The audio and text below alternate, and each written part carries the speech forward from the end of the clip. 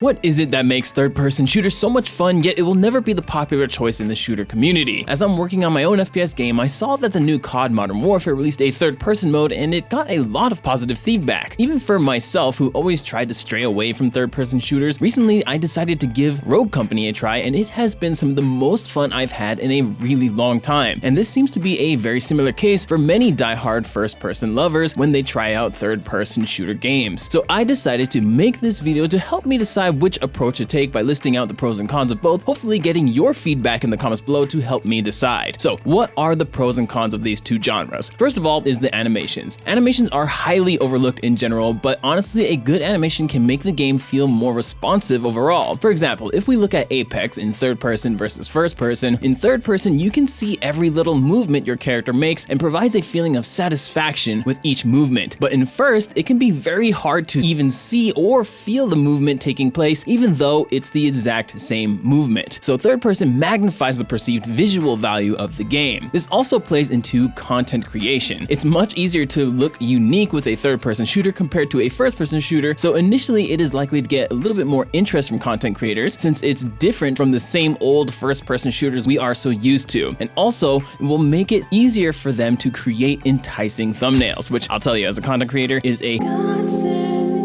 The other thing is that in a world where skins are so prominent, being able to actually see your skins that you paid money for while in an actual match is much more satisfying. I mean, it sucks to spend $20 on a sick skin you only get to see when you're in the lobby waiting for a match to start. Or even worse, if you play Apex, $160. Now, the other benefit to third person from a developer's perspective is that it actually makes things a lot easier in terms of animations and art, since you would only require one body for the player character instead of one body and a set of animations for the enemy to see, then the bodiless arms and those corresponding animations that only the player sees, and if I want the player to be able to see their feet, I would need a third body that displays only the legs to that player. So third person can be less messy overall in this regard and much less time consuming, meaning I can get the game out much faster. Now, probably the most important benefit to third person is that it allows the game to be much more accessible to both new casuals and other players who are just getting into the shooter genre. This may sound like a con to you super sweat FPS fans, but hear me out.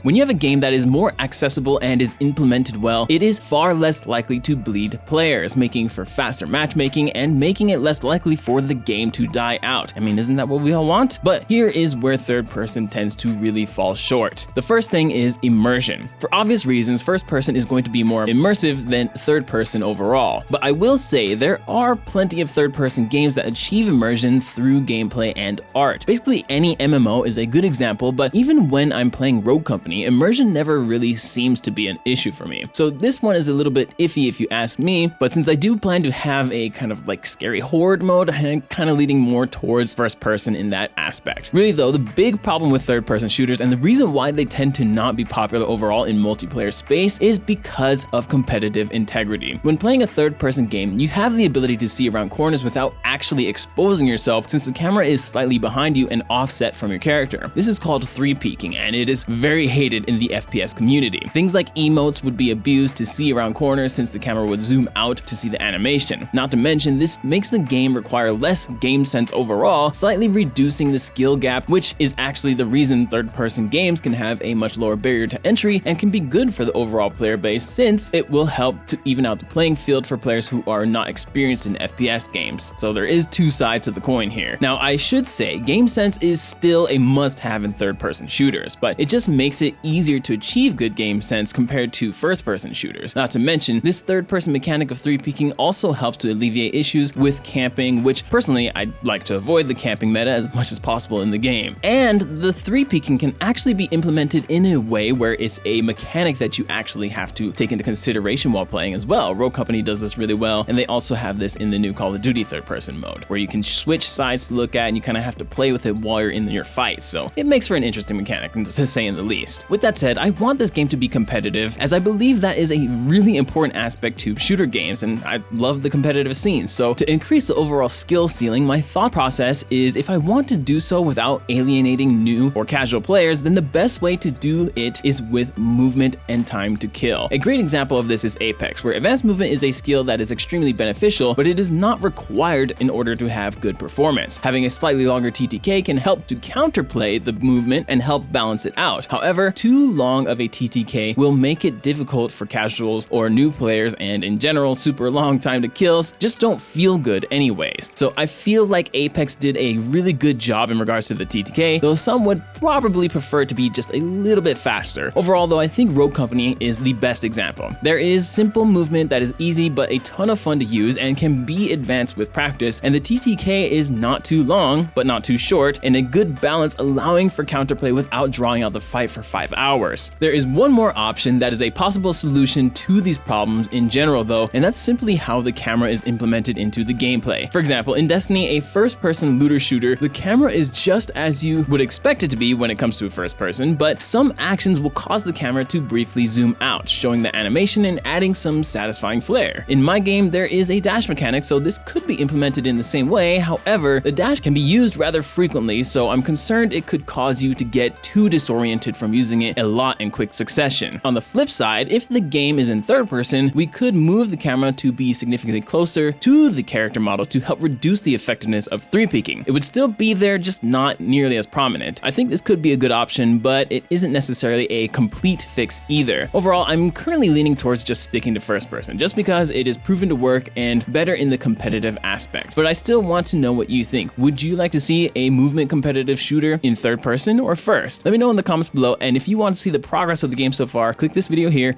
Okay, love you, bye.